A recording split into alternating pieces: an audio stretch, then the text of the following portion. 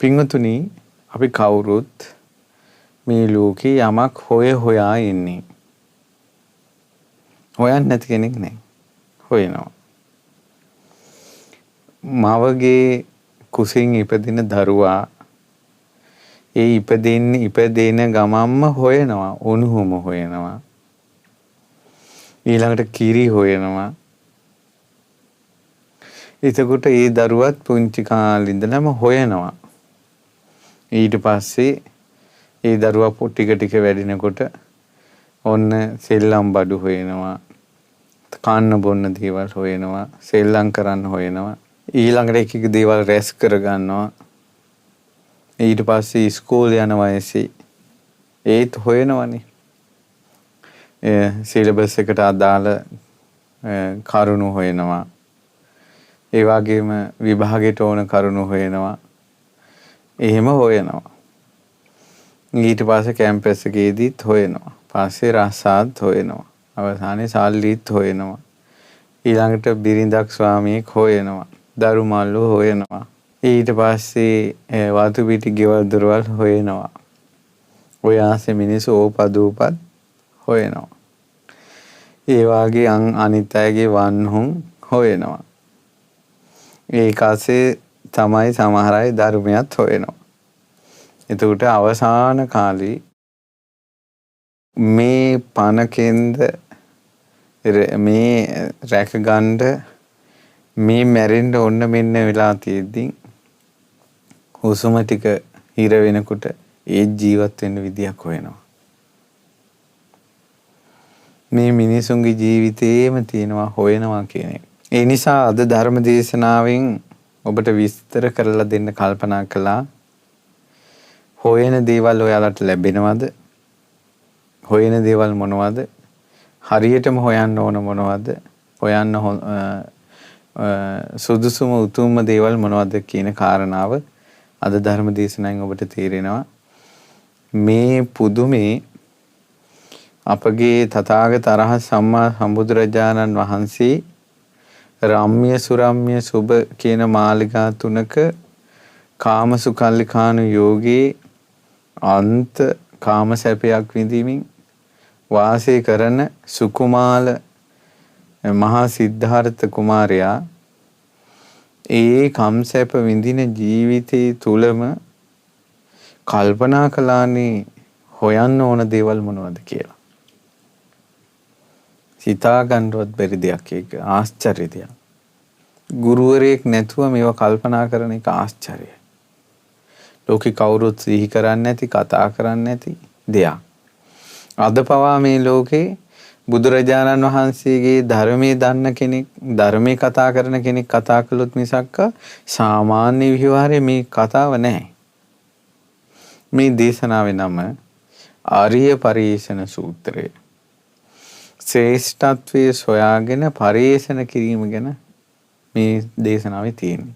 ඒ දවස්වල භාග්‍යතුන් වහන්සේ සවැත් නුවර ජේතවනාරාමේ වැඩ සිටියේ.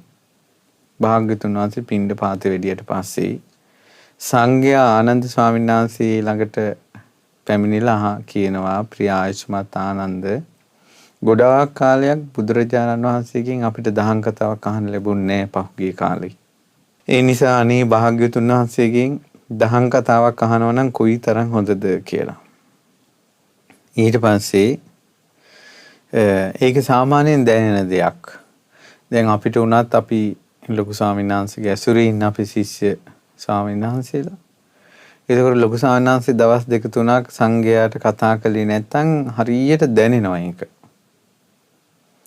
ඒකට කතාවෙන් අපි සංඝයා අතර කතා වෙනවා ලොකු සංඝ කතා කළේ නෑ නේද පහුගිය දවස්වල. ඊට පස්සේ අපි ඒකට ඉතින් ඒ ලොකු ස්වාමීන් වහන්සේගෙන් සංඝයාට කතාවක් දහම් කතාව ඇහෙන විදිහට අපි එක්ක ආරාධනා කරනවා. ඒ වාගේ එකට අවස්ථාව යොදා ගන්නවා. එතකොට ගුරු ඇසුරේ ඉන්න ශිෂ්‍ය පිරිසකට අදත් ඒ වගේ දෙයක් තියෙනවා. ශාස්ත්‍රුන් වහන්සේ ඇසුරේ හිටපු ඒ ශ්‍රාවක පිරිස ශාස්ත්‍රුන් වහන්සේගෙන් දහම් කතාව නොඇසී දින කිහිපයක් ගත වෙනකොට ඒකේ ශ්‍රාවකයන්ට ගොඩක් දැනෙනවා. පිට වෙන බණපදයක් පාසා බුදුරජාණන් වහන්සේගේ ඒ දහම් පදවලින් ශ්‍රාවකයන්ගේ කිලිස්ගිනි නිවෙනවා. සමහරවිට අද පින්ඩපාත ගිහිල්ලා බණ භාවනා කරගෙන ඉන්න භික්ෂුව අද හවස බුදුරජාණන් වහන්සේගෙන් ඇහෙන බණ පදයෙන් අරහත්ත්වයටපත් වෙනවා. ඉතින් ඒ නිසා මේ මාර්ගඵලලාභයෙන් බිහි කරන දහම් කතාවනේ ආශ්චර්ය වූ භාග්‍යතුන් වහන්සේ තුළ තිබෙන්නේ. ඊට පස්සේ ආනන්ද ස්වාමීන් වහන්සේ කියා හිටිනවා එහෙනම් ප්‍රිය ආයුෂ්මතුනි ඔය රම්මක කියන බ්‍රාහ්මණයාගේ ආශ්‍රමයේ ඔය ළඟ තියෙනවා. ඔබ වහන්සේලා හවස එතෙන්ට එකතු වෙන්න. අපිට බොහෝ විට අද භාග්‍යතුන් වහන්සේගෙන් මේ දහම් කතාව අහන්න පුළුවන් වෙයි. එතකොට ආනන්ද ස්වාමීන් වහන්සේ භාග්‍යතුන් වහන්සේ අද හවස රම්මක බ්‍රාහ්මණයාගේ ආශ්‍රමයට යනවා. ඊළඟට එතනදී ධර්මයේ දේශනා කරනවා. ඒ මොකවත් දන්නේ නැහැ. ආනන්ද ස්වාමීන් වහන්සේට තිබුණා සිතාගත නොහැකි තරම් හැකියාවක් අනුමාන කිරීමට.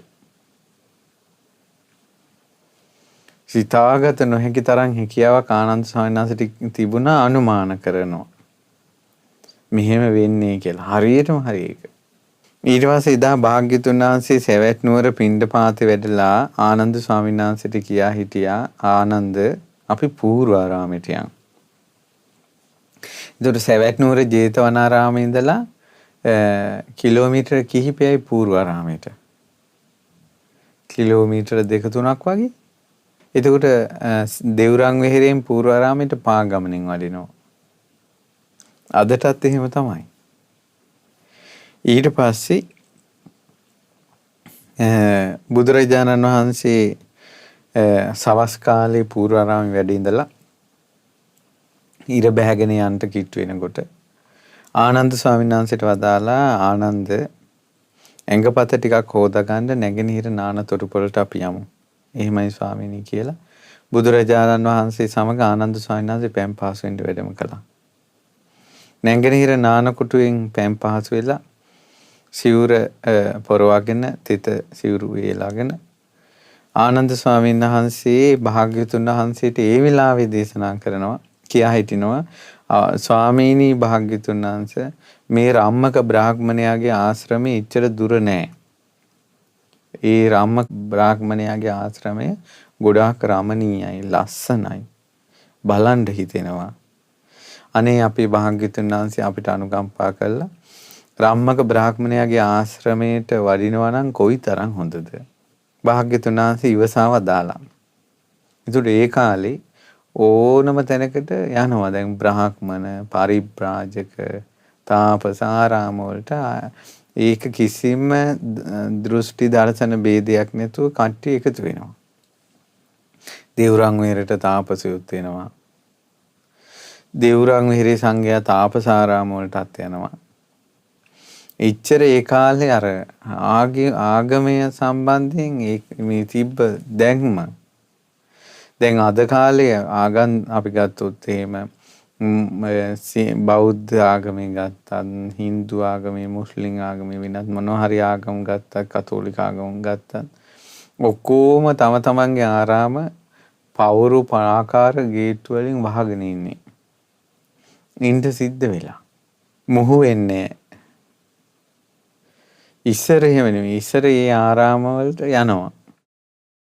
ඉතින් භාග්‍යතුන් වහන්සේ රම්මක බ්‍රාහ්මණයාගේ ආරාමයට වඩිනකොට සංඝයා කලින්ම ඒ ආරාමේ මේ අර රැස්වීම ශාලාවේ ඇතුලේ සාකච්ඡාව. බුදුරජාණන් වහන්සේ ඇතුලේ කතාවක් ඇති වෙන බව දැනගෙන දොරටුව ළඟ වැඩ හිටියා. කතාව අවසන් වුණාට පස්සේ භාග්‍යතුන් වහන්සේ වැඩි දොරවල් වහලා තිබිලා තියෙන දොරට තට්ටු කරනකොට දොර ඇරියා. ඊට පස්සේ භාග්‍යතුන් වහන්සේ ආශ්‍රමේ රාමක ආශ්‍රමේ පනෝපු ආසනේ වැඩ ඉඳලා සංඝයාගෙන් අසවදාලා පින්වත් මහණෙනි මොනවද දැන් කතා කර කර හිටියේ මා පැමිණෙන්න පෙර ස්වාමීනි වෙනත් බාහිර කතාවක් නන් නෙවෙයි බුදුරජාණන් වහන්සේ ගැනමයි කතා කර කර හිටියේ සාදු සාදු පින්වත් මහණෙනි බොහොම හොඳයි ගිහි ගෙදර අත්හැරලා ශ්‍රද්ධාවෙන් පැවිදි වෙච්ච කුල පුත්‍රයන්ට හරි අගේ ඇති කතාවක. එනම් බුදු ගුණ කතාව කරන එක බුදු ගුණ අහන එක, බුදු ගුණ කතා කරන එක ශ්‍රද්ධාවෙන් පැවිදි වෙච්ච කුල පුත්‍රයෙකුට අගෙයි. සම්නිපතිතානං වූ භික්ඛවේ ද්වයං කාරණේය. එකතු වුණාම පින්වත් මහන්නේ කාරණා දෙකක් කරන්ට. ධම්මිවා කතා ආර්යෝවා තුන්නිභාවෝ. ධාර්මික කතාව එහෙම නැත්නම් ආර්ය වූ තෘෂ්ණිම් භූත භාවයේ භාවනාවක ඉදී වාසය කරන්න. බුදුරජාණන් වහන්සේ මේ වෙලාවේ දැන් බලන්න ලස්සනට ආනන්ද ස්වාමීන් වහන්සේ අනුමාන කරපු විදිහට රම්මක ආශ්‍රමය මේ රම්මක බ්‍රාහ්මණයාගේ ආශ්‍රමයේදීම දහම් කතාව ඇති වුණා. බුදුරජාණන් වහන්සේ දේශනා කරනවා පින්වත් මහණෙනි පරේෂණ කරන දේවල් කොටස් දෙකක් තියෙනවා. ඒ තමයි ශ්‍රේෂ්ඨත්වයේ සොයා කරන ආර්ය පරේෂණය. ශ්‍රේෂ්ඨ නොවන දේවල් හොයන අනාර්ය පරේෂණය. ඔන්න ආර්ය පරේෂණ අනාර්ය පරේෂණ. දැන් ඔබ හොයන දේවල් අයිති ආර්ය පරේෂණයටද අනාර්ය පරේෂණයටද කියලා දැන් ඔබ කල්පනා කරන්න. මේ ජීවිතය ගැන බලන විදිහක්. පින්වත් මහණෙනි ශ්‍රේෂ්ඨ නොවන දේ සොයා පරේෂණ කිරීම කියන්නේ මොකද්ද? ශ්‍රේෂ්ඨ නොවන දේවල්. පින්වත් මහන්නේ මෙහිලා ඇතමෙක් තමාත් ඉපදෙන ස්වභාවයෙන් ඉඳගෙන ඉපදීමට අයත් දෙයක් වෙනුවෙන් පරේෂණ කරනවා. ඒ මොනවද? ඒ වගේම තමන් ජරාවටපත් වෙන ස්වභාවයෙන් ඉඳගෙන ඒ කියන්නේ දිරණ ස්වභාවයෙන් වයසට යන ස්වභාවයෙන් ඉඳගෙන දිරණ වයසට යන දේවල්ම හොයලා පරේෂණ කරනවා. තමාත් රෝග පීඩාවල් වලට පත් වෙවි ඉඳගෙන තවත් අන් අයගේ තවත් රෝගී වෙන දේවල්ම හොයනවා. ඊළඟට තමාත් මරණයට පත් වෙමින් ඉඳගෙන මරණයට පත් වෙන දේවල්ම හොයනවා. තමාත් ශෝක කරන ස්වභාවයෙන් ඉඳගෙන ශෝක කරන දේවල්ම හොයනවා. තමාත් කෙලිසී යන ස්වභාවයෙන් ඉඳගෙන කෙලිසී යන ස්වභාවයෙන් යුතු දේවල් හොයනවා. තමා ඉපදෙන ස්වභාවයෙන් යුතුව, වයසට යන ස්වභාවයෙන් යුතුව, ලෙඩ වෙන ස්වභාවයෙන් යුතුව, මරණයට පත් වෙන ස්වභාවයෙන් යුතුව, ශෝක කරන ස්වභාවයෙන් යුතුව, කෙලිසී යන ස්වභාවයෙන් යුතුව ඉඳගෙන ඒවම හොයනවා. පින්වත් මහන්නේ ඉපදෙන ස්වභාවයට අයිති දේ කියන්නේ මොකද්ද? ඉපදෙන ස්වභාවයට අයිති දේවල් මොනවද?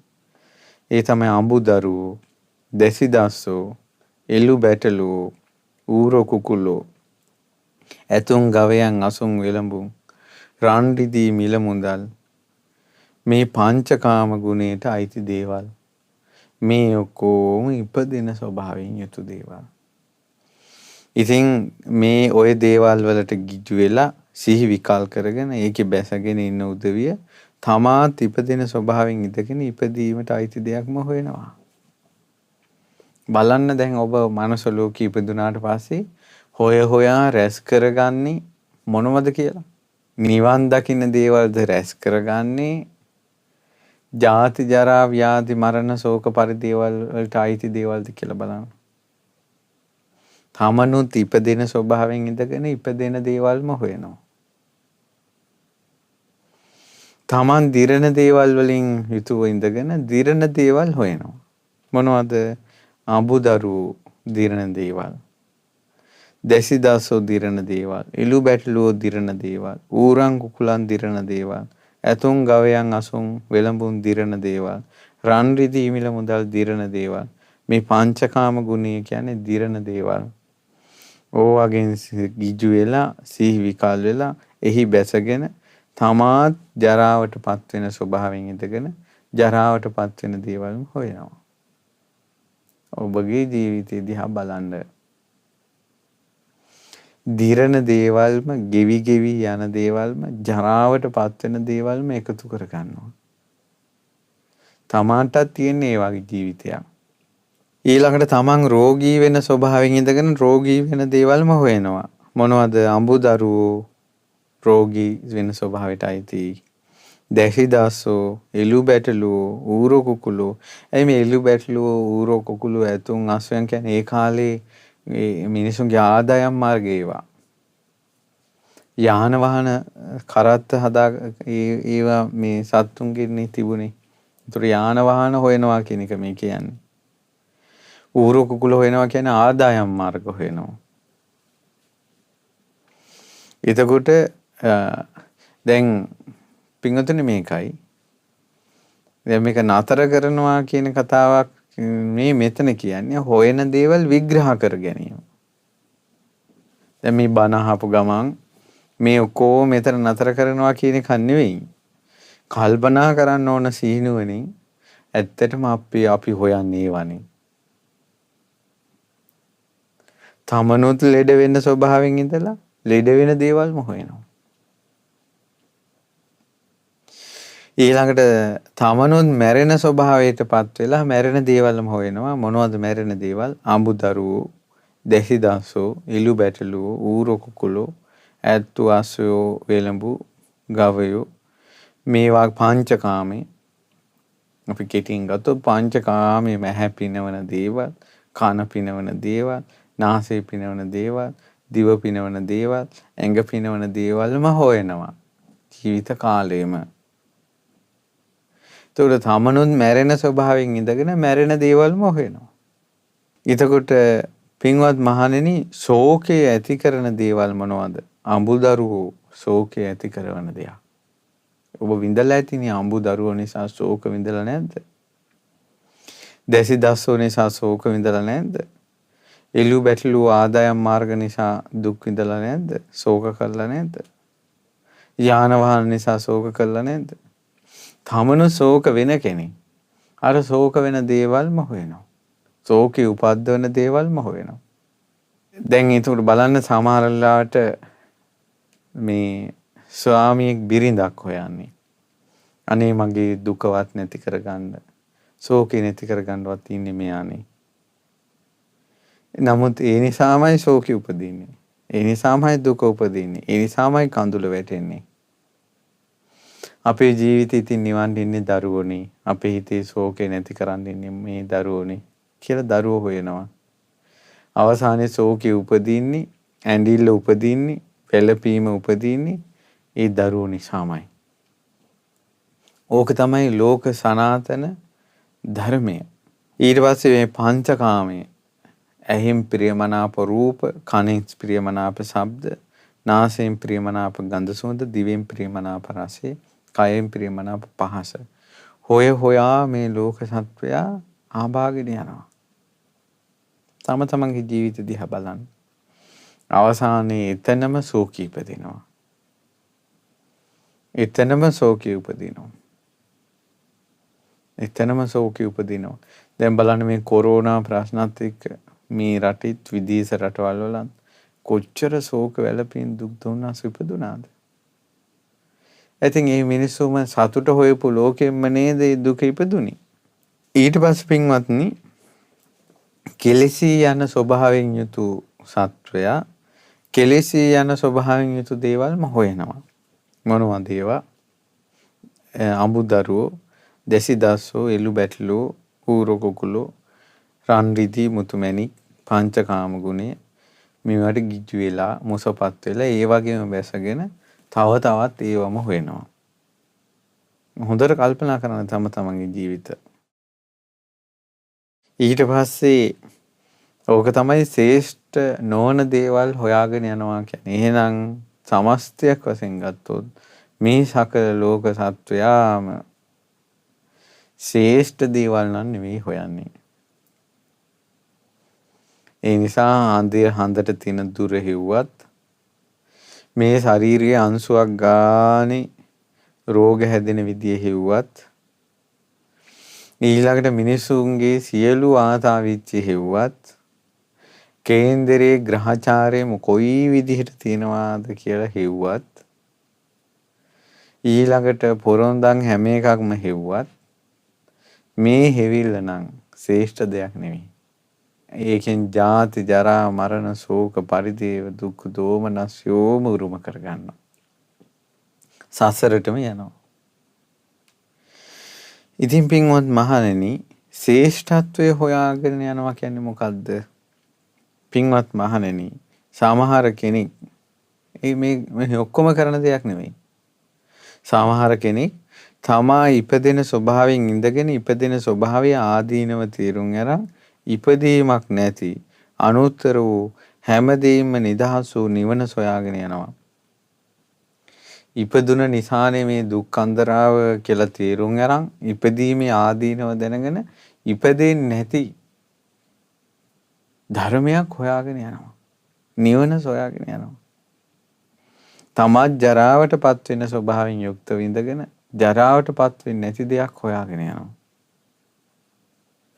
තමන් ලෙඩ වෙන ස්වභාවයෙන් ඉඳගෙන ලෙඩවීමේ නිදහස් වීමක් හොයාගෙන යනවා. ඒ කියන්නේ අනුත්තර වූ අමා මහ නිවන. ඊළඟට තමන් ශෝක කරන ස්වභාවයෙන් ඉඳගෙන ශෝක නොකරන ධර්මය හොයාගෙන යනවා. නිවන සොයාගෙන යනවා. තමන් මැරෙන ස්වභාවයෙන් ඉඳගෙන මැරෙන්නේ නැති දේවල් හොයාගෙන යනවා. මරණයෙන් නිදහස් වීම නම් අමා මහ නිවන.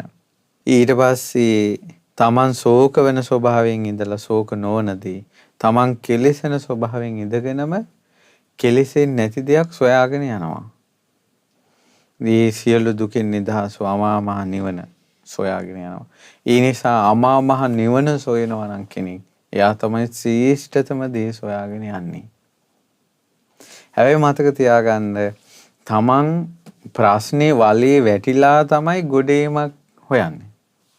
එතකොට දැන් ඒකනේ කියන්නේ ඔහෙලා ඔය නිවනට තියෙන ආසාව ගන්නකොට ආසාවක් කියන්නේ මේ බුදුරජාණන් වහන්සේ එපා කියපු දෙයන්නේ ඒකත් ආසාවක් නේ කියලා පඬිත මිනිසු පුරසාරන් දෙඩුවට මේ ලෝක සත්වයා මේ කෙලිස් සහිත ලෝකේ ඉඳලම තමයි කෙලිස් වලින් නිදහස් වීමක් හොයන්නේ. අඳුරේ ඉඳලා යාලෝකයක් හොයන්නේ. ඕන තරම් වැරදෙන්න පුළුවන්. ඕන තරම් වැටෙන්න පුළුවන්. ඕන තරම් රස්තියාදු වෙන්න පුළුවන්. ඕන තරම් වෙහෙසෙන්න පුළුවන්. මක් නිසාද? ඒ ආලෝකය හොයන්නේ අඳුරේ නිසා. අඳුරේ නිසා. ආලෝකي පහල කරගත්තා නම් වැටෙන්නේ නෑනේ. ඇයි පේනවා මෙතන වලක්. මෙතන ගැට්ටා. Tamandම පේනවනේ. එහෙනම් කොහොමද වැටෙන්නේ? ඒ නිසා ආලෝකي පහල කරගන්න කල්ම තමයි මේ සියලු අරුබුද. මේ සියලු අරුබුද ආලෝකي පහල කරගන්න කල්. ඒ කියන්නේ ප්‍රඥාව පහල කරගන්න කල්. සම්මා දිට්ඨිය උපද්දවා ගන්න කල් තමයි මේ තියෙන වෙහෙස කර බව, තේරෙන්නේ නැති බව, වැටහෙන්නේ නැති බව මේ සියලුම දේවල් තියෙන්නේ සක්කාය දිට්ඨියත් එක්ක. ඉතින් ඒ නිසා පින්වත්නි දැන් මේ ලෝකේ යම් කිසි කෙනෙක් අමා මහ නිවනට කැමති නම් නිවන සොයනවා නම් නිවන තියෙන දිශාවට යනවා නම් ඒකම තමයි ශ්‍රේෂ්ඨ. මේ ජාති ජරා මරණ ශෝක පරිදේව කෙලිසීන් සහිත මේ සසරට අයිති දේවල් අමුදරුවෝ පිටිපස්සේ ගෙවල් දොරවල් පිටිපස්සේ වතු පිටිපස්සේ හිත ඒ පිටිපස්සේම හිත ගාටන ස්වභාවය මේ ලෝක සත්‍යයට මහත් වූ අභාග්‍යයක්. ශ්‍රේෂ්ඨ නෑ. එහෙනම් මේ ලෝකේ ශ්‍රේෂ්ඨ මිනිස්සු කීයෙන් කී දෙනාද ඉන්නේ? උපාධියකින් ශ්‍රේෂ්ඨ බව හොයන්න බෑ. කතිකත්වයෙන් ශ්‍රේෂ්ඨ බව හොයන්න බෑ. ධනෙන් ශ්‍රේෂ්ඨ බව හොයන්න බෑ. පානාලද ප්‍රාතිහාර්යකින්වත් ශ්‍රේෂ්ඨ බව හොයන්න බෑ. ශ්‍රේෂ්ඨ බව හොයන්නේ ඔහු සොයාගෙන යන්නේ ඔහු කැමති වෙන්නේ කොමටද කියන එකත් එක්කයි. ඔහු කැමති නිවනට නම් ඔහු කැමති මේ සසර දුකින් නිදහස් වෙන්න නම් ඒ අය ශ්‍රේෂ්ඨයි. ඒ නිසා මේ ලෝකේ සියලු පිරිස් අතර අමා නිවන සොයාගෙන කතාවක් දරාගත් ඒ සංඝයාම ශ්‍රේෂ්ඨ බව භාග්‍යතුන් වහන්සේ වදාලා. ඉතින් ඒ නිසා හැබැයි ඉතින් නිවනේ පැතුම නිවනේ සසර දුකෙන් නිදහස් වෙන බව මේ ජාති ජරා මරණ ශෝක පරිදේවයන්ට අයිති දේවල් වල ආදීනව දකින්න බව තියෙන්න ඕන ශ්‍රාවකයන්ට. ඉතින් මේ කාරණාවේ බුදුරජාණන් වහන්සේ අපූර්ව දෙයක් විස්තර කරනවා. එතනදීන් තමයි භාග්‍යතුන් වහන්සේගේ ආශ්චර්ය ප්‍රකට වෙන්නේ. පින්වත් මහණෙනි, මම පවා සම්බුද්ධත්වයට පත් වෙන්න කලින් බෝධිසත්ව ජීවිතයක් ගෙවද්දී මමත් ඉපදෙන ස්වභාවයට අයිති දෙයක් ඉඳගෙන ඉපදෙනට අයිති දේවල් මම හෙව්වේ මමත් බෝධිසත්ව කාලේ. මමත් ලෙඩ වෙවි ඉඳගෙන ලෙඩ වෙන දේවල් හෙව්වේ. මමත් රෝගී වෙන ස්වභාවයෙන් ඉඳගෙන රෝගී වෙන දේවල් හෙව්වේ. ඊළඟට මම ශෝක පරිදේව කෙලිසින් සහිතව ඉඳගෙන මමත් ඒව හෙව්වේ. දෙමව්පියන් මං ආදරෙන් ලං කරගත්තා. යසෝදරාව සිව්වා. රාහුල කුමරු ඉපදුනා. චාන් නැමැති කාන්ත කාශ්‍යප පිරිවරා ගත්තා. රාම්‍ය සුරාම්‍ය මාලිගා පිරිවරා ගත්තා. නලඟ නම් 40000ක් සිදුහත් කුමාරයා පිරිවරා ගත්තා. හේමන්තයට ග්‍රීස්මයට වර්ෂාන කාලයට වෙනම මාලිගා තිබුණා. ස්තුති පූජා ප්‍රශස්ති ගීත ඇහුණා. මේ ඔක්කොම පංචකාමයට අයිති දේවල්. එතකොට අවුරුදු 29 වසරක්ම මහා බෝධිසත්වයෝ ඒ තමන් වයසට යන ලෙඩ වෙන ස්වභාවයෙන් ඉඳගෙන ඊට අයිති දේවල් එක්කමයි වාසය කළේ. සොය සොයා ගියේ. ඉතින් බුදුරජාණන් වහන්සේ දේශනා කරනවා එහෙත් පින්වත් මහණෙනි මම හිතන්න ගත්තා. ඇත්තටම මමත් ඉපදෙන ස්වභාවයෙන් ඉඳගෙන ඉපදෙන ස්වභාවයට අයිති දෙයක් හොයන්නේ මොකටද කියලා. අන්න ආශ්චර්යය. අච්චර පංචකාමයක ඉඳගෙන කියලා දෙන්න කවුරුත් නැතුව තමන්ම හිතුවනේ ඇයි මම මේවා හොයන්නේ කියලා. මේ ධර්මයක් තිබිලාද? බුදු කෙනෙක් පහළ වෙලාද? පුරෝහිතෙක් කියලා දීලාද? සම්මා සම්බුදු වෙලා නැතුව ගිහි ජීවිතේ මාලිගාවේ ඉඳිද්දිම කල්පනා කළා මම ඇයි ඉපදෙන දේවල් හොයන්නේ? ඇයි මම ලෙඩ වෙන දේවල් හොයන්නේ? ඇයි මැරෙන දේවල් හොයන්නේ? ඇයි වයසට යන දේවල් හොයන්නේ? ඇයි ශෝක පරිදේවයන්ට අයිති දේවල් හොයන්නේ? ඇයි මම කෙලෙසෙන දේවල් හොයන්නේ? එතරම් කෙලෙසෙන දේවල් කියන්නේ අපේ හිත කෙලෙසෙනවා නම් කෙලෙසෙන්නේ ඕවා නිසානේ. මේ පංචකාමෙත් එක්කනේ. ඒ නිසා ඇයි මම මේවා හොයන්නේ? ඒ නිසා මම මේන් නිදහස් වුණ අනුත්තර වූ නිවන සොයාගෙන යනවා කියලා මම කල්පනා කළා. ඊටවර දැන් සාමාන්‍යයෙන් ඇසල පුම්පෝය දවසක ඇසල සඳ නැගිරයක කාන්ත කසුපිට චාන් නැමැතිතුමා සමග මහා බෝධිසත්වය අභිනිෂ්ක්‍රමණය කළා කියලා අපි ඉගෙන ගත්තට ඒ අභිනිෂ්ක්‍රමණයට මහා බෝධිසත්වයන්ගේ හිතේ කල්පනාව දැන් අපි ඊට කලින් ධර්ම දේශනාවල් ඉගෙන ගත්තා. මහා බෝධිසත්වෝ ගෙදර ඉඳලාම කල්පනා කළා මම වයසට යන කෙනෙක් වයසට යන ස්වභාවය ඉක්මවලා නැහැ කියලා තරුණ මන්දේ ප්‍රහාණය කළා. මම ලෙඩ වෙන කෙනෙක් ලෙඩ වෙන ස්වභාවය ඉක්මවා නැහැ කියලා ආරෝග්‍ය මන්දේ ප්‍රහාණය කළා. මම මැරෙන කෙනෙක් මැරෙන ස්වභාවය ඉක්මවලා නැහැ කියලා ජීවිත මන්දේ ප්‍රහාණය කළා. මේ විදිහට ඒ මද තුනම ප්‍රහාණය කරලා තමයි උන්වහන්සේ අභිනිෂ්ක්‍රමණය කළේ. අභිනිෂ්ක්‍රමණය කළේ. එතකොට මම ලෙඩ වෙයිද වයසට යයිද මම මැරිලා වැටෙයිද කියලා දුෂ්කර ක්‍රියා කරනකොට සිතවිල්ලක්වත් උපදින්නේ නැහැ. මහා පුරුෂ ලක්ෂණ අතුරුදහන් වෙනව නේද? මගේ රන්වන් ශරීරය දැන් අවපැහැ ගන්නව නේද කියලා හිතෙන්නේවත් නැහැ. ඇයි මන්ද ප්‍රහාණය වෙලා.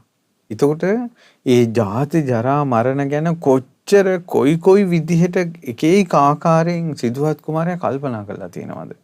දැන් මේ දේශනාවේ තියෙන සිදුහත් කුමාරයා කල්පනා කළා කියනවා මහා බෝධිසත්වයෝ මම ඇයි මේවා හොයන්නේ? ඇයි මමත් මැරෙන කෙනෙක් යසෝදරත් මැරෙන කෙනෙක්. මමත් මැරෙන කෙනෙක් රාහුලෙනුත් මැරෙන කෙනෙක්. මමත් මැරෙන කෙනෙක් සුද්ධෝදන පිය රජතුමා ගෞතමී මව බිසව මැරෙන කෙනෙක්. චන්න කාන්තකාදී අස්වැයෝ ඊළඟට මේ රාම්‍ය සුරාම්‍ය සුභ මාලිගා දිරලා මහ පොළොවට පස්වල යන දවසක් එනවා. මගේ හිතේ ශෝක උපදිනවා නම් මේව නිසාම නේද ශෝක උපදින්නේ. මේ රන් රිදී මුතු මැණික් ඔක්කොම වෙනසලා යනව නේද? රාජ කාලේ තිබ්බ රන් රිදී මුතු මැණික් දැන් තියනවද කියන්නකෝ. එළිය විහිද ඉස්සර ආලෝකයටත් මැණික්නේ පාවිච්චි කරලා තියෙන්නේ. කාමරයක් එළිය කරන්න මැණිකක් තියලා තියෙන්නේ මාලිගාවල. අද ආලෝකයේ විහිදෙන මැණිකක්වත් දකින්නවත් තියනවද කියන්නකෝ. කොච්චර ඒ තිබ්බ වස්තුව කෙලිසී ගියාද වෙනසී ගියාද? ජරාවට පත් වී ගියාද? අතුරුදහන් වී ගියාද? සුදර්ශන රජතුමාගේ කාලේ මහා සක්විති රජුරෝ ප්‍රාකාර බැඳලා තියෙන්නේ රාජ්‍යයේ ප්‍රාකාර තනිකර රත්තරන් වලින්. රන් ගඩොලින් ප්‍රාකාර බැඳලා තියෙන්නේ. වට ප්‍රාකාර රිදී ගැටලින් කුළුණු පළඟු වලින් මෙහෙම හදපු මාලිගා තිබ්බ. දැන් තියෙනවද? දැන් මේ සෑයකට චූඩාමාණිකයක් හොයාගන්න පළඟු කැල්ලක් හොයාගන්න තියෙන අමාරුව බලන්න. ඒ නිසා මේ සියලු දේවල්ම නැසී වෙනසී යන දේවල්. මහා බෝධිසත්වෝ කල්පනා කළා මමත් ලිඩ වෙනවා. මමත් වයසට යනවා. මමත් මැරෙනවා. ශෝක කරනවා. මගේ හිතත් කෙලෙසෙනවා. ඊළඟට මමත් ඉපදෙන කෙනෙක්. ඇයි මම මෙහෙම ඉඳගෙන ඒවටම අයිති දේවල් හොයන්නේ ඇයි මං? කියලා මම හිතනකොට මට අමාමහ නිවන ඉපදීමකට අයිති නැති. ඒතර නිවන කියන එක ගැන මහා බෝසත්වයන්ගේ හිතේ ඇති වුණ අදහස තමයි ඉපදීමට අයිති නැති. ලෙඩවීමට අයිති නැති. මරණයට අයිති නැති. ශෝක කිරීමට අයිති නැති. වැළපීමට අයිති නැති. කෙලෙසීමට අයිති නැති දෙයක් තමයි මං හොයන්නේ කියලා. තමන් හොයන දේ පිළිබඳව කලින්ම නිගමනයක් තිබුණා. කවුරුත් කියලා දීලා නෙමෙයි. ඒකයි මේ ආශ්චර්යය. ඒ තමන් හොයන දේ එතනයි. ඊට අදාළ නැති කිසිම දෙයක් ළඟ නතර වෙන්නේ නැහැ. ඊට පස්සේ කියනවා පින් භාග්‍යතුන්ස් දේශනා කළා පින්වත් මහණනි මම පස්සේ කාලේ හොඳ තරුණ වයසේදී කලුකෙහි තියෙන කාලේ සොඳුරු යෝන් වයසේදී ජීවිතේ පළමු වයසේ අවුරුදු 29ක් කියන්නේ අවුරුදු 100ක් 120ක් ආයුෂ තියෙන ලෝකේ අවුරුදු 29 කියන්නේ ඉතාමත් යෝන් නාබර තරුණ වියට. අද කාලේ අවුරුදු 29 30 වුණාට පස්සේ තරුණකම අවසාන කාලේ වගේනේ. ඒ හේතුව මිනිසුන්ගේ වයස අවුරුදු 50කටක් නිසා. වැහැරෙනවා. ඒ අවුරුදු 50 60 වෙනකොට අතට හැරමිටිය ගන්න දත් වැටෙන විදියට අවුරුදු 29 වෙනකොට අද කාලේ තරුණයෝ වැහැරෙනවා. 120ක් 100ක් ආයුෂ තියෙන කාලේ මේ දැන් කාලේ සොළොස්විය ඇති තරුණයෙකුගේ තියෙන ඒ ජවය පෙනුම ඒ තාරුණ්‍ය අවුරුදු 29 කෙනා තුලක් තියෙනවා. ඒ ආයුෂ වැඩි. ආයුෂ වැඩි. මේ අවුරුදු 80000ක ආයුෂ තියෙන කාලේ චූටි ළමයින්ගේ පෙනුම දහර ළමා වයස අවුරුදු 500ක් තියෙනවා. අවුරුදු 500ෙම චූටි ළමයි. විවාහ වෙන වයසක් එන්නේ අවුරුදු 1000ක් විතර ගියාට පස්සේ. ඒ 500ක් 17 අතර වගේ. ඉතින් ඒ වගේ ඉතින් ඒකත් එක්කයි අද කාලේ අපිට අවුරුදු 29 නාබර තරුණ විය කියනකොට හිතට කෙනෙකුට හිතෙන්න පුළුවන්. අපි ඒ යුගයේ දිහා බලන්න ඕන. අතිශයින් තරුණ කාලේ කළු කෙස් තියෙන කාලේ. සිදුවත් මහ බෝධිසත්වයෝ ජීවිතේ පළමු වයසේදීම මව්පියන් අකමැතිව සිටිද්දී. ඉතින් ඒ නිසා දැන් සමහර අය ඇයි අවුරුදු 29 දී රාහුල කුමාරයා ඉපදුනේ. ඒ කාලේ එහෙම ලොකු මේ විවාහ වෙලා ඊළඟ අවුරුද්දේ බබා ලැබෙන්න ඕන. ඊළඟ අවුරුද්දේ තව බබෙක් ලැබෙන්න ඕන කියලා මේ අසනීප නැහැ. ඒ කාලේ මිනිසුන්ට ආයුෂ තියෙනවා. ඒ නිසා මේ අවුරුදු 29 30 කියලා කියන්නේ ඒ කාලේ තරුණ වයස. ඒ නිසා ළමයි ගැන ලොකුවට බලාපොරොත්තු තියෙන කාලයක් නෙවෙයි. ඉතින් මහා බෝධිසත්වයන්ට සංසාරේම පුත්‍ර වෙලා ඉපදෙන මේ මහා පිනැති රාහුලයන් පුතෙකු වෙලා ඉපදෙන කල්ම ඒ යසෝදරා මේ දේවීන් වහන්සේගේ පුත්‍ර වෙලා ඒ ලෝකේ ස්වභාවය හැදුනා. ඉතින් කොහොම හරි අර තරුණ වයසේදී අම්මා තාත්තා අඬද්දී මුහුණු කඳුළු වලින් වැටි තිබෙද්දී තමයි මහා බෝධිසත්ව පැවිදුණේ. පැවිදිලා කිං කුසල ගවේෂී කියලා කුසල් හොයන කෙනෙක් බවට පත් වුණා. කුසල් කියලා කියන්නේ ඉපදීමෙන් නිදහස් වෙන්න, වයසට යෑමෙන්, ලෙඩවීමෙන්, මරණයෙන්, ශෝකයෙන්, කෙලෙසීමෙන් නිදහස් වෙන්න පුහුණු කරගත යුතු ගුණ ධර්මය. කිං කුසල ගවේසී කියලා මම හෙව්වා. මම මෙහෙම සොයාගෙන යනකොට පින්වත් මහණෙනි ආලාර කාලාම ළඟට මම ගියා.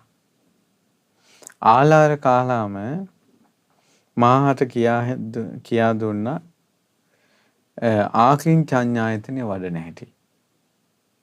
ඉතින් මමත් කෙටි මම මේ සූත්‍රයේ දීර්ඝ දේශනාවක් මේ දේශනාව මම හිතන විදිහට ආචාර්ය මනස පොත් වහන්සේගේ මේ මහ බෝසත්ත්ව නිවන සොයාගෙන ගුරුවරුන් ළඟට ගිය විස්තරේ තියෙනවා මේ සූත්‍ර දේශනාව ඇතුලෙන් ආචාර්ය මනස පොත් වහන්සේ තුල මම මේ කල්පනා කරපු හැටි තමයි ඉස්මතු කරන්නේ මේ. ඉතින් ආලාලකාරාම ළඟට ගිහිල්ලා ආකින්චඤ්ඤායතන ඉගෙන ගත්තා. ඒ ආකින්චඤ්ඤායතන සමාධිය කියන්නේ අරූප සමාධිය.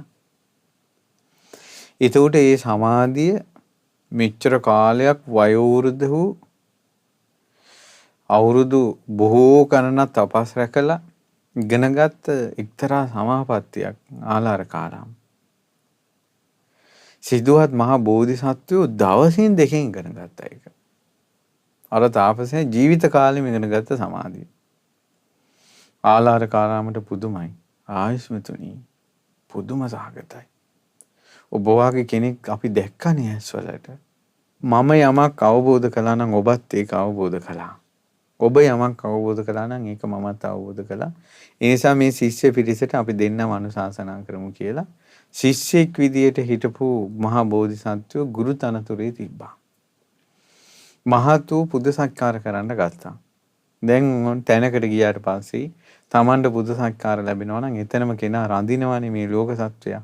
හේතුව මිනිස්සු හොයන්නේ ඒක ලාභ සත්කාර කීර්ති ප්‍රශංසා ඒක ලැබෙන තැන නතර වෙනවා. මහා බෝධිසත්වයෝ ඒක නෙවෙයි. ඉපදෙන්නේ නැති තැන. ලෙඩ වෙන්නේ නැති තැන. මරණයටපත් වෙන්නේ නැති තැන. කෙලෙසෙන්නේ නැති තැන. සෝකී ඉක්මවා ගිය තැන. අමහා නිවන. අන්නේ ඉලක්කෙම හිත තියෙන නිසා ආර්ය පරිශ්‍රණය කරපු නිසා මහා බෝධිසත්වයන් හිතුණා මේ ආකින්චඤ්ඤායතන සමාධියෙන් මැරෙන අය ආකින්චඤ්ඤායතන ලෝකේ උපදිනවා. ඒ කියන්නේ ඉපදීමේ නිදහස් වෙලා නැහැ. කොහොමද තනියෙන් තේරුම් ගත්තා? ආලාර කාලහම නිවන විදිහට පෙන්නපු දෙයි ඊ ජාති ජරා මරණ දැක්කා. ආශ්චර්යයි. මහා බෝධිසත්වයෝ ආශ්චර්යයි. භාග්‍යතුන් වහන්සේගේ ආශ්චර්යය ගැන කුමන කතාවද? ආශ්චර්යයි. ඊට පස්සේ එතනින් මහා බෝධිසත්වයෝ මේ වෙන් වෙලා ගියා. දැන් අනිත් අය අඬද්දි යන්න එපා කියද්දී එතන අත්හැරිය. ඇයි හොයන දේ නැහැ. ඊට පස්සේ උද්දක රාම පුත්‍ර. ඒ කියන්නේ රාම කියන තාපසයා මුළු ජීවිත කාලෙම බණ භාවනා කළා එක්තරා ධර්ම සමාපත්තියක් ඉපැද්දුවා. ඒ තමයි අරූප සමාපත්තිය. නේව සංඥා නා සංඥායතනෙ.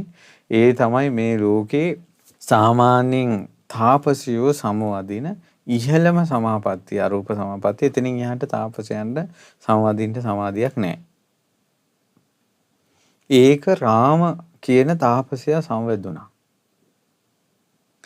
ඔහුගේ පුත්‍රයා හිටියා උද්දක. ඒතකොට උද්දක තාත්තා කියපු ධර්මයේත් එක්ක මේ පිරිස හදාගෙන ඉන්නවා. ඉතින් උද්දක රාමපුත්‍ර ළඟට බෝධිසත්වෝ ගිය වෙලාවේ මටත් මේ ධර්ම විනය හැසිරෙන්න ඕන කෙනෙකුට හොඳයි මේ හික්මෙන්ට නොනැති කෙනෙකුට මේක අවබෝධ කරන්න පුළුවන් කියලා ධර්මයේ කියලා දෙද්දී තොල සොලවන පමණින් අවබෝධ කරගන්නවා. ඉතින් ඒක කවර කතාවද? මහා බෝධිසත්වයෝනේ. ඊට පස්සේ ඇහුවා රාම මේ කිව්ව රාමපුත්‍ර උද්දකගෙන් ඇහුවා උද්දක පියතුමා රාම අවබෝධ කරපු ධර්මය ඔච්චරද? නෑ. විශාල සමාපත්තියක් තියෙනවා. ඒක තමයි නිවන. ඒ තමයි නේව සංඥා නා සංඥායතන. ඉතින් ඒ මහා බෝධිසත්වෝ මේ විස්තර අහගෙන තමනුත් නේව සංඥා නා සංඥා එක දවසින් දෙකෙන් නේව සංඥා නා සංඥායතන අර රාමයා මුළු ජීවිත කාලෙම මහන්සිලා උපද්දවපු සමාධිය මොහොතින් ඉපැද්දුවා. ඊට පස්සේ උද්දකට මේ විස්තරය කියද්දී උද්දක කියනවා ආශ්චර්යයි. මෙහිම කෙනෙක් දැක්කනේ. අපේ පියතුමා අවබෝධ කරපු ධර්මයේ ඔබ අවබෝධ කළා.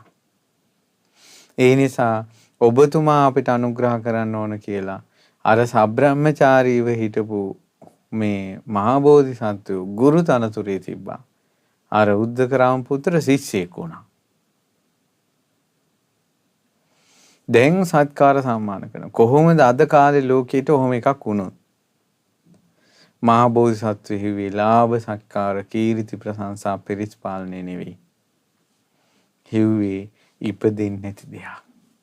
ලෙඩ වෙන්නේ නැති දෙයක්. මරණයට පත් වෙන්නේ නැති දෙයක්.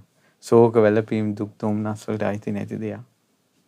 මහා බෝධිසත්වෝ තනියෙන්ම තේරුම් ගත්තා මේ නේව සංඥා නා සංඥායතන සමාධියෙන් මැරෙන කෙනා නේව සංඥා නා සංඥායතන ලෝකේ උපදිනවා. ඒතර ඉපදීමකින් තොර දෙයක් නේ සොයාගෙන ආවේ. දැන් ඉපදෙන දෙයක් ලැබිලා තියෙන්නේ. මා සොයන නිවන මේක නෙවෙයි. දැක්කද හිතේ ඉලක්කයක් තිබීම. අද කාලේ සංසාර දුකින් නිදහස් වෙන්න ඕන, ජාති ජරා මරණ වලින් නිදහස් වෙන්න ඕන කියලා ඔන්න බණ අහන්න එනවා. ඇවිල්ලා බණ අහන එකාට මයික්යක් දුන්නොත් එහෙම ඒක මයික්යත් අරින්නේ ආය. එතන නතර වෙනවා. බැරි වෙලාවත් එයාගේ මයික් එක ගත්තොත් එහෙම එයා එතනින් පස්සේ බණ අහන්න එන්නේ නැහැ. මොකටද ආවේ, කොතනද නැවතුනේ, මොනවද හිව්වේ? ඊට පස්සේ ඔන්න සංසාර දුකින් නිදහස් වෙන්න ඕන කියලා බණ අහන්න එනවා. ඒතකොට එයාගේ කල් කිරියාව දිහා බැලලා මෙයා නම් හොඳ කෙනෙක් මේ ශාසනික කටයුතු වලට කියලා ඔන්න මේ දායක සභාවේ සභාපති කරනවා, ලේකම් කරනවා, කොමිටියට දානවා. දැම්මට පස්සේ ඉතින් එහාට එයා අල්ලන්න බෑ ආය. එයා කතා කරන්නේ මං අහවල් කමිටියේ මේ හිමයි මං අහවල් නිලතලේ දකින්න දරනවා. බැරි වෙලාවත් එයා එතනින් අයින් කළොත් එහෙම ආයෙන්නේ නැහැ. ආවේ මොනව හොයාගෙනද? නතර වුණේ කොහෙද? හොඳට බලන්න. හොඳට බලන්න. මට කතා කළේ නෑ, hina වුන්නේ නෑ කියලා කොච්චර අතාරිනවද බන අහන ඒවා. ඊළඟට අපිට බෑන්නා අතාරිනවනේ. ජාති ජරා මරණ වලින් මේ දුක්ගින්දරෙන් නිදහස් වීමක් හොයාගෙන එන්න ඕන. එතකොට ඒ ඇහෙන හැම බණ පදයකම බුදුරජාණන් වහන්සේ දේශනා කරපු ධර්මයක් ඔබ අහනවා නම් ඒ ධර්මයේ ශෝක වැළපීම් දුක් දෝමනස් වලින් එතර වීමක් ගැන කියවෙනවා. ඔබ හොයන දේ ධර්මයේ තුල තියෙනවා. ඔබ කවදාවත් ඔබ මේක අතාරින්නේ නැහැ. දැන් සමහර අය අද කාලේ එක එක නාටකම් නටන්න විචූර නටන වෙනම කට්ටියක් ඉන්නවනේ. අපි ආගම අතෑරියා, බුද්ධ ආගම අතෑරියා. අතාරින්න උන්ට බුද්ධ ආගමක් තිබෙත් නැහැ. බුද්ධ ශාසනයෙන් ඔවුන් හොයපු දෙයක්වත් නැහැ. හොයලා තියෙන්නේ එක්කෝ වෙනම ප්‍රසිද්ධිය, එක්කෝ ලාභ සත්කාර. ඔවුන් ජාති ජරා මරණ වලින් නිදහස් වීමක් කිව්වනම් බුද්ධ ශාසනයේ හැර ජාති ජරා මරණ වලින් නිදහස් වෙන්න තවත් වෙන දහමක් තියෙයිද ලෝකේ? ඒක කොහොමද අතාරින්න දෙයක්? හොයලා තියෙන්නේ ජාති ජරා මරණ වලින් නිදහස් වීමක් නෙවෙයි. මොනවා හරි ලාභ සත්කාර කීර්ති ප්‍රශංසා. එහෙනම් තමන් පන්සලේ හරි වෙහෙරක් හදනවා නම්, බෝධියක් සෑයක් සෙනසුනක් ආවාසයක් හදනවා නම් සංසාර දුකෙන් නිදහස් වීමක් පිණිස නම් ඒ පින්කම කළේ. හාමුදුරුවෝ කතා කළේ නැහැ කියලාවත්, දායක සභාවට ගත්තේ නැහැ කියලාවත් එයා පන්සල අතාරින්නේ නැහැ. එයායි පින කළේ සංසාරෙන් නිදහස් වෙන්න. ඒක කාටවත් වළක්වන්න බෑ. හැබැයි කළා තියෙන එකට නෙමෙයි, හාමුදුරන්ගේ ප්‍රශංසාවට. කරලා තියෙන්නේ ගහන බෝඩ් එකට. අනිත් අයගේ ප්‍රශංසාවට. ඒව නොලැබුණාට පස්සේ අත්හරිනවා. කොච්චර වෙනසක්ද කියලා බලන්න. මහා බෝධිසත්වෝ හිව්වේ ලාභ සත්කාර කීර්ති ප්‍රශංසා පිරිස් පාලනය හෝ වැජඹෙන එක නෙවෙයි. දුකෙන් නිදහස් වීම. ඒ නිසා වැජඹෙන්න කොච්චර තැන් තියෙද්දි ඒ හැම දෙයක්ම අත්හැරලා බුදුරජාණන් වහන්සේ දේශනා කළා. පින්වත් මහණෙනි, මම උරුවෙල් ජනපදයට මේ පැමිණියා. උරුවෙල් ජනපදයේ තරම් සේනානි ගම මා දැක්ක ලස්සන තැනක් තවත් තිබ්බේ නෑ. එච්චර සීතල නේරංජරා නදිය ගලා බසින සුදු වැලිය ඇතුරුන සුන්දර වනරොදක් සහිත පෙදෙසක්. ඇතර මේ ප්‍රදේශයේ පවාද අනිත්‍ය ස්වභාවයට ගිහිලා.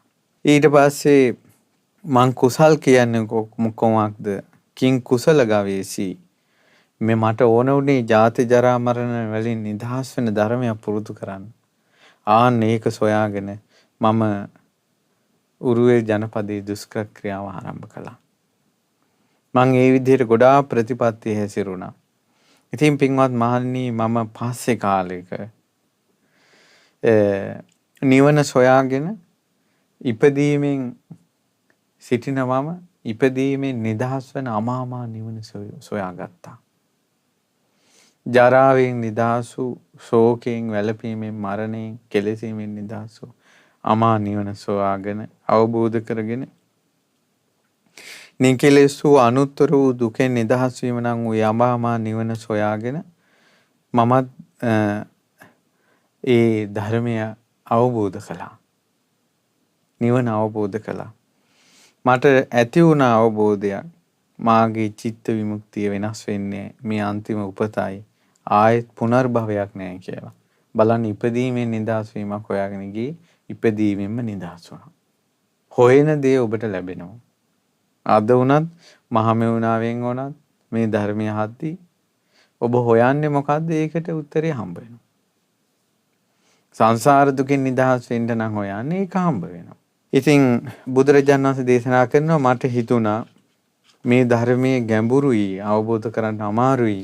මේ ලෝක සත්වයාට ඇයි ලෝක සත්වයා හොයන්නේ ජාති ජරා මරණ වලින් නිදහස් වෙන දෙයක් නෙවෙයි. රාගයෙන් යට වෙලා මේ ලෝක සත්වයා සිටින්නේ. ඉතින් මේ විදිහට කල්පනා කරනකොට හිත ධර්මයේ දේශනා කරන්න නැඹුරුන්නේ. නමුත් සහම්පති මහ බ්‍රහ්මයාගේ ආරාධනෙන් තථාගතයන් වහන්සේ බුදු ඇසින් ලෝකයේ බලා බාරණසී ඉසිපතනේ ධර්මයේ ප්‍රවර්තනය කළේ. ඒ ධර්මයේ ප්‍රවර්තනය කරනකොට පින්වත් මහණෙනි, ඒ පස්වග තවුසන්ද ඉපදෙන ස්වභාවයෙන් ඉඳගෙන මෙතෙක් කාලයක් ඉපදීම හොයා හිටියා. ඉපදෙන දේවල්, ලෙඩ වෙන දේවල් හොයා හිටියා. වයසට යන දේවල්, මරණයටපත් වෙන දේවල්, ශෝක වැළපීම් දුක් දුම්නස් වලට අයිති කිරිසෙන දේවල් හොයා හිටියා. මේ අනුත්තර වූ ධර්මයේ ශ්‍රවණය කරලා අවබෝධ කරපු මේ පස්වග භික්ෂුන් වහන්සේලාද පින්වත් මහණෙනි ඉපදීමෙන් නිදහස් වුණා. ලෙඩවීමෙන් නිදහස් වුණා. මරණයෙන් නිදහස් වුණා. ශෝක වැළපීම් දුක් දුම්නස් වලින් නිදහස් වුණා. හරි පුදුමයි. මේ විදිහට මේ ලෝක සත්‍යය පංචකාමයට හිර වෙවි යන විස්තර මේ අරිය පරිශ්‍රණ සූත්‍රයේ අවසානයේ හොඳට තියෙනවා. පංචකාමයට මේ ලෝක සත්‍යය හිර වුණාට පස්සේ මාරයා අල්ලේ නටවනවා කියනවා එයා. ඒ පංචකාමයෙන් නිදහස් වීමක් ගැන හිතන්නේ නැහැ. පංචකාමයේම අරමුණු කරගෙන ඉන්නේ ජාති ජරා මරණ වලට අයිති දේවල්ම. එතකොට ඒවට අධිපති කෙනෙක් ඉන්නවා. ඔහුගෙන් නිදහස් වෙන්නේ. හරියට මේ මද්දට අහුවන මුවෙක් ඔයේ වැටිලා ඉන්නවා. ඉතින් බලන කෙනාට තේරෙනවා මේක මද්දට අහු වෙලා ඔයේ වැටිලා ඉන්නවා. දැන් මුව වැද්දා ආපු ගම මේක ඉවරයි.